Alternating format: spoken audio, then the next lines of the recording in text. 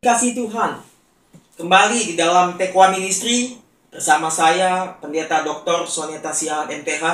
Kita akan membahas satu topik yang menarik, Bapak Ibu. Apakah Allah yang merencanakan atau membuat manusia itu jatuh ke dalam dosa? Kita harus tahu dulu bahwa Allah menciptakan manusia mempunyai maksud dan tujuan tertentu. Allah menciptakan manusia agar ia dimuliakan. Tetapi ketika ia dimuliakan bukan berarti Allah tidak mulia. Ia sudah mulia. Dan kalau kita melihat ketika Allah menciptakan langit dan bumi, ia mengatakan bahwa segala sesuatu yang ia ciptakannya itu sungguh amat baik. Kalau kita melihat Alkitab bahasa asli Ibrani menulis dengan kata tov meot, diciptakan Allah dengan sempurna. Itu bahasa aslinya. Dan tov meot ini artinya sempurna. Tidak ada penderitaan, tidak ada sakit penyakit, tidak ada kematian, tidak ada bencana. Semuanya diciptakan Allah dengan sangat sempurna. Kejadian 1 ayat 31 dikatakan, maka Allah melihat segala yang dijadikannya itu sungguh amat baik. Jadilah petang dan jadilah pagi, itulah hari ke-6. Jadi Allah ciptakan semua itu sungguh amat baik. Bahkan di dalam King James Version dikatakan, and God saw everything that He has made, and behold, it was very good. Sangat baik. And the evening and the morning were the sixth day. Jadi Allah ciptakan semuanya sungguh amat baik. Termasuk manusia itu juga. Diciptakan Allah menurut gambar dan rupa Allah. Tetapi ketika manusia diciptakan ternyata jatuh ke dalam dosa. Apakah kejatuhan manusia itu Tuhankah yang merancangkan hal itu? Tuhankah yang merencanakan hal itu? Nah, kita akan bahas ini, Bapak Ibu dikasih Tuhan. Nah, kita mau melihat tadi tentang bagaimana tujuan Allah menciptakan manusia. Yesaya 43 ayat 7 mengatakan tujuan tertinggi menurut Alkitab untuk memuliakan Tuhan. Bahkan dikatakan dalam Mazmur 100 ayat 2 dan 3. Bapak Ibu ini kasih Tuhan, perhatikan. Manusia dihimbau untuk menyembah Allah dengan sukacita. Ketahuilah bahwa Tuhanlah Allah. Dialah yang menjadikan kita. Dan punya dialah kita. Umatnya dan kawanan domba gembalaannya. Jadi manusia begitu spesial di mata Tuhan. Bahkan dalam Mazmur 8 ayat 4 dan 5 dikatakan, apakah manusia sehingga engkau mengingatnya? Apakah anak manusia sehingga engkau mengindahkannya? Namun engkau telah membuatnya hampir sama seperti Allah. Dan telah memakotainya dengan kemuliaan dan hormat. Engkau membuat dia berkuasa atas buatan tanganmu. Segala-galanya telah kau letakkan di bawah kakinya. Ada kata-kata, apakah anak manusia sehingga engkau mengindahkannya dan telah membuatnya hampir sama seperti Allah. Diciptakan hampir sama seperti Allah bukan berarti menjadi Allah. Tetapi ia diberi kuasa untuk segala ciptaannya yang lain. Jadi jelas tujuan manusia diciptakan. Bukan hanya untuk memuliakan nama Tuhan, tetapi juga untuk menguasai ciptaannya yang lain. Nah, kita akan lihat manusia yang diciptakan Allah ini menurut gambar dan rupa Allah di dalam bahasa Latin itu menggunakan kata imago Dei. Apa maksud imago Dei itu? Bapak Ibu yang dikasih Tuhan. Kita akan melihat Kejadian 1 ayat 26 dan 27. Berfirmanlah Allah, baiklah kita menjadikan manusia menurut gambar dan rupa kita, supaya mereka berkuasa atas ikan-ikan di laut dan burung-burung di udara, dan atas ternak dan atas seluruh bumi, dan atas segala binatang melata yang merayap di bumi. Maka Allah menciptakan manusia itu menurut gambarnya, menurut gambar Allah, diciptakannya dia laki-laki, dan perempuan diciptakannya mereka. Jadi manusia diciptakan menurut gambar dan rupa Allah. Begitu spesialnya manusia ini. Gambar di dalam bahasa aslinya menggunakan kata selem dan rupa demut. Nah, kita akan lihat ada beberapa pandangan tentang Imago Dei ini di dalam sejarah Kekristenan yang dikatakan manusia diciptakan menurut gambar dan rupa Allah. Ada beberapa pandangan. Yang pertama, pandangan ini berasal dari seorang tokoh Bapak Gereja Irenaeus dari Lyons tahun 130 sampai 200 Masehi. Ia berpendapat bahwa gambar Allah selem adalah rasionalitas dan kebebasan manusia itu tidak hilang saat kejatuhan manusia. Sedangkan rupa Allah demut artinya jubah kekudusan atau holiness itu hilang saat kejatuhan manusia. Against heresis. Irenaeus, kita tahu bahwa ia adalah seorang murid dari Polikarpus. Dan Polikarpus adalah murid langsung dari Rasul Yohanes Sang Penginjil yang ada di dalam salah satu 12 rasul itu. Ia mengatakan hal itu. Jadi, ia mengatakan di dalam selem gambar Allah itu ada rasionalitas dan kebebasan manusia, sehingga tidak hilang saat kejatuhan manusia. Sedangkan rupa Allah, kekudusan itu hilang saat kejatuhan manusia. Yang kedua, pandangan yang kedua, Bapak Ibu dikasih Tuhan. Kita lihat Thomas Aquinas 1225 sampai dengan 1274 Masehi berpendapat gambar Allah selem adalah kecerdasan dan rasio manusia, dan hal ini eksis dalam 3 tahap. Yang pertama, potensial dalam semua kehidupan manusia. Yang kedua, aktual dan kebiasaan. Yang ketiga, aktual, mengenal dan mengasihi Allah secara sempurna.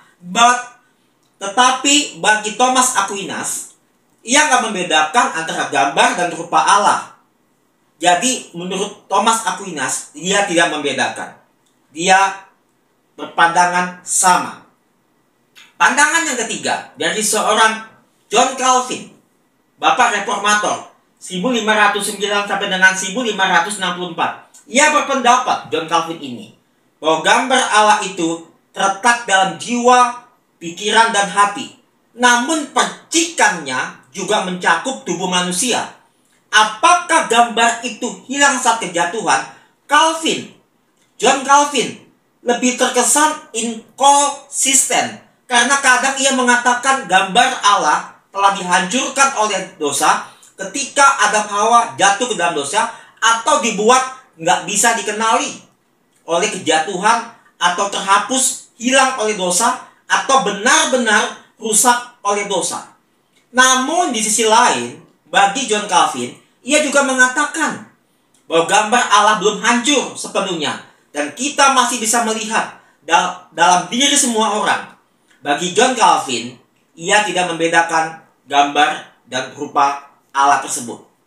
Pandangan yang keempat, yang terakhir, Profesor Gerrit C.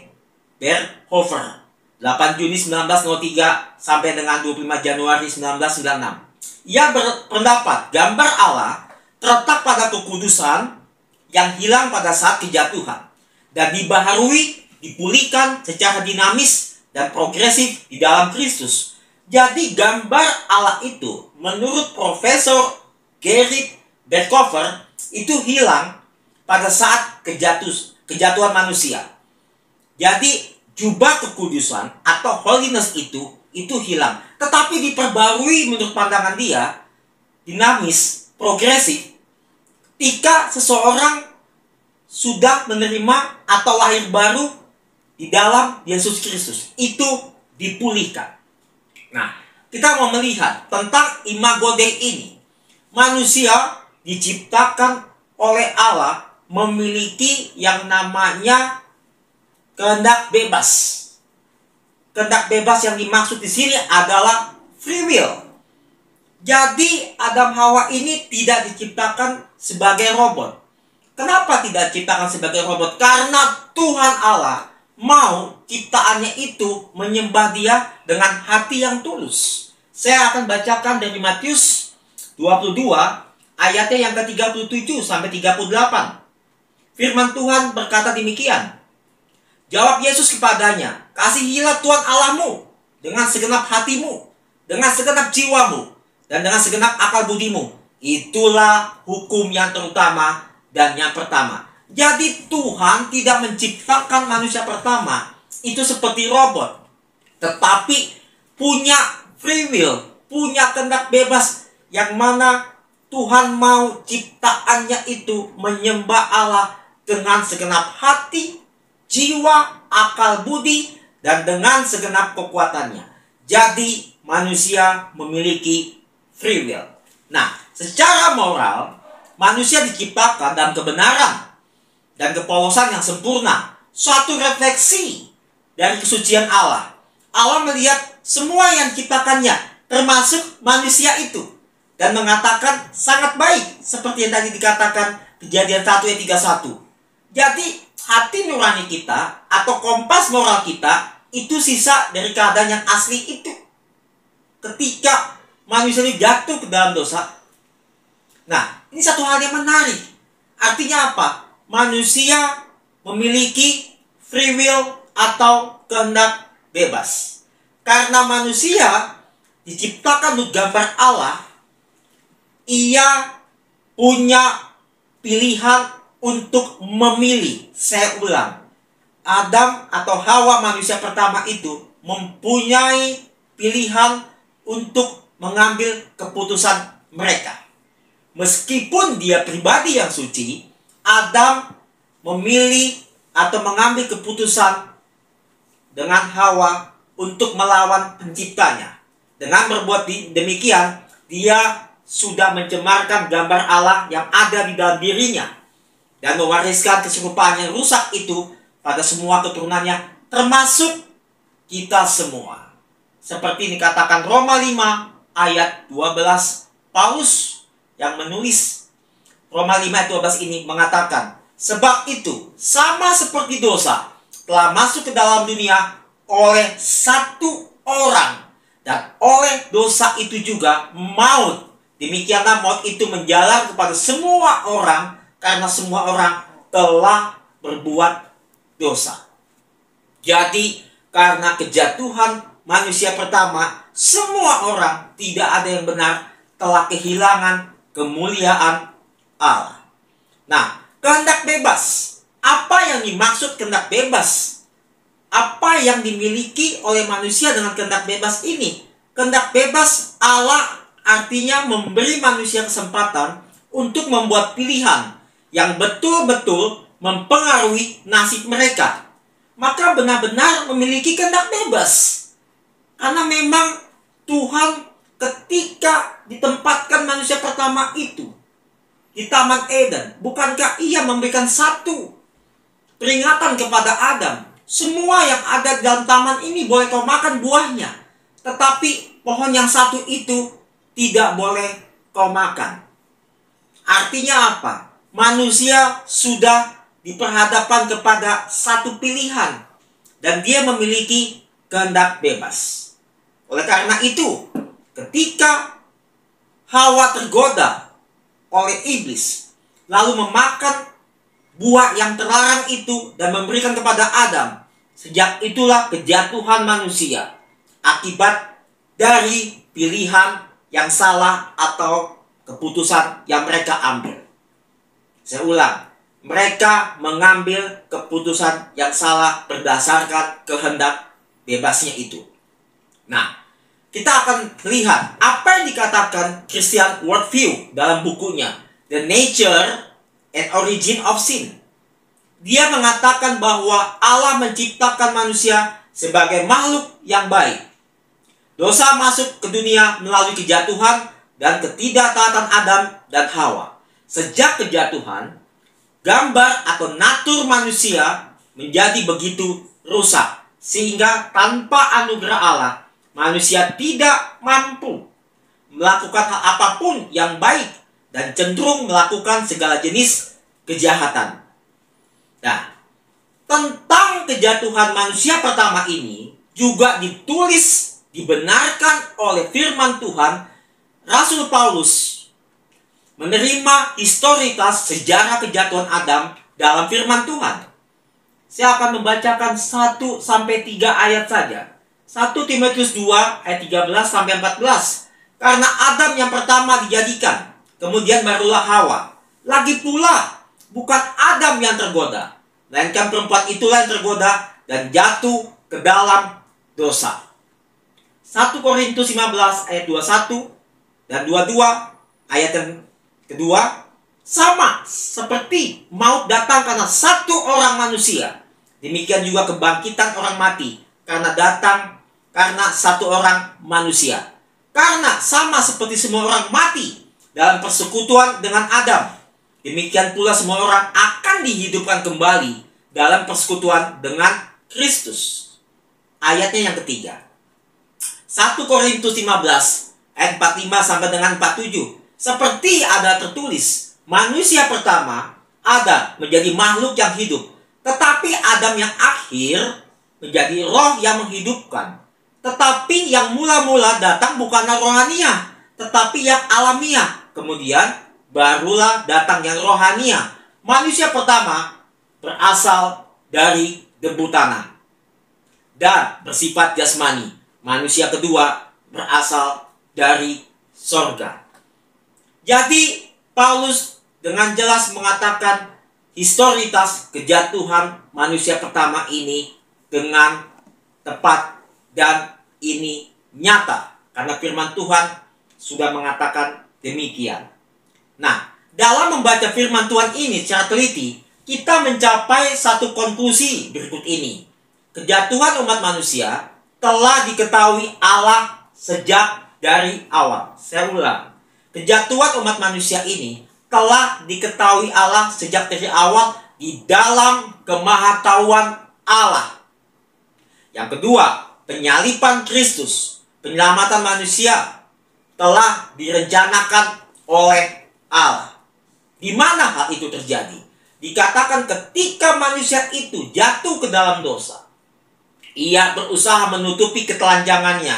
Ia membuat pakaian dari pohon ara, tetapi tidak bisa untuk menutupi dosa atau ketelanjangannya. Artinya, usaha apapun yang dilakukan oleh manusia tetap tidak bisa menutupi ketelanjangan atau dosa mereka. Tetapi Allah punya rencana di sana untuk menyelamatkan manusia. Itulah hebatnya Allah kita. Ia tetap mengasihi manusia itu. Ketika manusia pertama itu diusir Allah dari Taman Eden, Allah telah menyiapkan sebuah pakaian dari kulit binatang. Bapak Ibu dikasih Tuhan, bicara tentang kulit binatang, bukan ujuk-ujuk datang seperti itu. Kalau ada baju dari kulit binatang, artinya ada seekor binatang yang disembelih, yang dikorbankan, lalu kulitnya dipakai untuk baju yang dikenakan oleh Adam dan Hawa itu. Itu akan berbicara kepada siapa nantinya? Itu berbicara tentang tipologi Yesus Kristus. Baju dari kulit binatang itu, made in heaven itu, buatan Allah itulah berbicara tentang tipologi Yesus Kristus yang akan menghapus dosa umat manusia. Dan yang ketiga, semua orang kelak akan memuliakan Allah. Mazmur 86 ayat 9. Dan rencana Allah untuk mempersatukan di dalam Kristus sebagai kepala segala sesuatu, baik yang di sorga maupun yang di bumi. Efesus 1 dan Efesus 1 ayat yang ke-10. Jadi jelas, murka dan belas kasih Allah berkisah betapa kayanya kemuliaannya, tetapi kita tidak dapat melihat keduanya itu tanpa kejatuhan manusia. Murka Allah, keadilan Allah harus dinyatakan. Tetapi ya dikatakan bahwa di samping ada keadilan Allah, hukuman Allah, konsekuensi yang dijatuhkan Allah kepada manusia itu, disitulah Allah menyatakan belas kasihannya. Itulah Allah kita yang disembah Bapak, Ibu, dan saya. Memiliki kasih dari awal kejatuhan umat manusia. Allah sudah merencanakan untuk menyelamatkan manusia itu. Lewat siapa? Lewat Yesus Kristus. Harapan Bapak, Ibu, dan saya adalah kepada Yesus Kristus, Sang Juru Selamat, yang adalah karya Allah. Allah berinisiatif untuk menyelamatkan umat manusia. Saya ulang, Allah berinisiatif untuk menyelamatkan umat manusia. Manusia tidak mungkin dan tidak bisa menyelamatkan dirinya dengan apapun, bahkan dengan kebaikan sekalipun, nggak bisa. Jadi, manusia yang jatuh ke dalam dosa, belas kasih Allah dipertunjukkan karena Allah tidak langsung membunuhnya saat itu juga. Karena dikatakan pada waktu engkau memakan buah itu, engkau akan mati. Tetapi Adam masih berumur sampai 930 tahun, bukan? Artinya apa? Pada waktu ia makan, ia mati secara rohaninya. Artinya keterpisahan dari Tuhan. Waktu ia belum jatuh ke dalam dosa, ia bersama-sama dengan Tuhan. Ia berjalan bersama-sama dengan Tuhan di Taman Eden itu. Bahkan berkomunikasi. Tetapi ketika ia jatuh, maka Adam Hawa tidak bisa lagi bersama-sama dengan Tuhan. Tetapi Tuhan merencanakan untuk menyelamatkan manusia yang jatuh ke dalam dosa itu dengan Kejadian 3 ayat 21 tentang Yesus Kristus yang akan menyelamatkan umat manusia. Jadi Bapak, Ibu yang dikasihi Tuhan, kesabaran dan kesetiaan Allah juga ditunjukkan ketika di kemudian waktu kaum manusia kian terjerumus ke dalam dosa. Nah, apa yang kita dapat simpulkan pada hari ini? Bahwa benarkah Allah yang merancangkan manusia itu jatuh ke dalam dosa? Tidak. Tetapi manusia dengan kehendak bebas free will-nya mengambil keputusan yang salah. Jadi manusia itu jatuh ke dalam dosa.